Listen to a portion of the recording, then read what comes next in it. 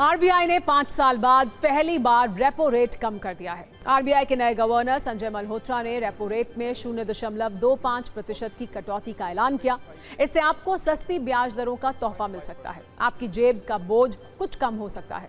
अगर आप repo rate को एक जटिल आर्थिक टर्म मानकर उस पर ध्यान नहीं दे रहे हैं, तो सत्ता में हम सीधे सीधे सवाल जवाब वाली कुंजी से सरल भाषा में आपको इसका गणित समझाएंगे, जिसके बाद ये बिल्कुल साफ हो जाएगा कि इससे आपको कितना फायदा होने जा रहा है। इसके लिए सबसे पहले ये समझना होगा कि रेपो रेट होता क्या है। दरअसल देश का सेंट्रल बैंक यानी आरबीआई जिस ब्याज दर पर बैंकों को लोन देता है उसे रेपो रेट कहते हैं। इसी ब्याज दर को आरबीआई ने 6.5% से घटाकर 6.25% कर दिया है। यानी अब बैंकों को आरबीआई से कम ब्याज दर पर लोन मिलेगा। ये भले ही आरबीआई और दूसरे बैंकों के बीच का मामला दिखे, लेकिन इसका असर आपकी जेब पर सीधे तौर पर पड़ता है। ऐसे में सवाल है कि रेपो रेट बदलने से आपके लिए क्या बदलेगा। इसका जवाब यह है कि अब बैंकों को कम ब्याज दर पर लोन मिलेगा, तो बैंक भी आपको कम ब्याज दर पर लोन दे सकते हैं। ऐसे में आपने जो लोन लिया है उस पर ब्याज दर 0.25% घट जाएगी। इससे आपकी ईएमआई कम होगी। हालांकि इसके लिए आपके पास दो विकल्प होते हैं। पहला विकल्प यह है कि आप अब तक हर महीने जो ईएमआई दे रहे हैं उसकी रकम कम करवा सकते हैं। ब्याज दर घटने से जो फायदा होगा उसी हिसाब से आपकी ईएमआई कम होगी। दूसरा विकल्प यह है कि ईएमआई की राशि पहले जैसी ही रखें और लोन की अवधि कम करा लें। ऐसे में आपका लोन कुल अवधि से कुछ समय पहले ही खत्म हो जाएगा। इससे ये तो समझ आ गया होगा कि दोनों ही परिस्थितियों में आपको सीधा सीधा आर्थिक फायदा है, लेकिन कितना है ये कई बातों पर निर्भर करेगा। आपने कितना लोन, कितनी अवधि और किस ब्याज दर पर लिया है। इन सब के आधार पर यह तय होगा कि रेपो रेट घटने से आपकी कितनी बचत होगी।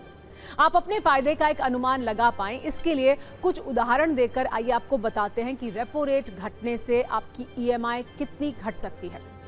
मान लीजिए अगर आपने 8.5% की ब्याज दर से 20 लाख का होम लोन 20 साल के लिए लिया है, तो 0.25% ब्याज दर घटने से आपको हर वर्ष 3,780 रुपए का फायदा होगा। ऐसे ही अगर आपने 30 साल के लिए होम लोन लिया है तो आपकी ईएमआई अब हर महीने करीब 473 रुपए कम हो जाएगी। यानी सालाना आपको 5,676 रुपए की बचत होगी। इसी तरह 20 साल के लिए 5 लाख के होम लोन पर आप हर साल 9,456 रुपए बचा पाएंगे। एक बार फिर ये बता दें कि अगर आपने ईएमआई की रकम कम कराने वाला विकल्प नहीं चुना है तो आप लोन की अवधि कम करा सकते हैं। ऐसे में अगर आपने होम लोन, व्हीकल लोन या किसी अन्य तरह का लोन लिया है तो आपके लिए ये मुस्कुराने का मौका है। एक सवाल आपके मन में शायद अभी भी हो कि रेपो रेट में बदलाव की जरूरत क्यों पड़ती है। इसे आप ऐसे समझिए कि रेपो रेट महंगाई और आर्थिक विकास के बीच संतुलन बनाए रखने का एक टूल है। जब रेपो रेट घटाया जाता है तो इससे कम दर पर और आसानी से लोन मिल पाते हैं, जिससे बाजार में पैसा आता है। लोग रियल एस्टेट जैसे सेक्टर में निवेश करते हैं। इससे अर्थव्यवस्था को रफ्तार मिलने की उम्मीद रहती है। हूटर बज चुका है, यानी सत्ता में आज का वक्त खत्म हो गया है। कल शाम 7 बजे आपसे एक बार फिर मुलाकात होगी। तब तक सभी न्यूज़ मित्रों से हमारी गुजारिश है कि वो सत्ता की न्यूज़ रील्स को ज़्यादा से ज़्यादा शेयर करें और मुझे दें इजाज़त।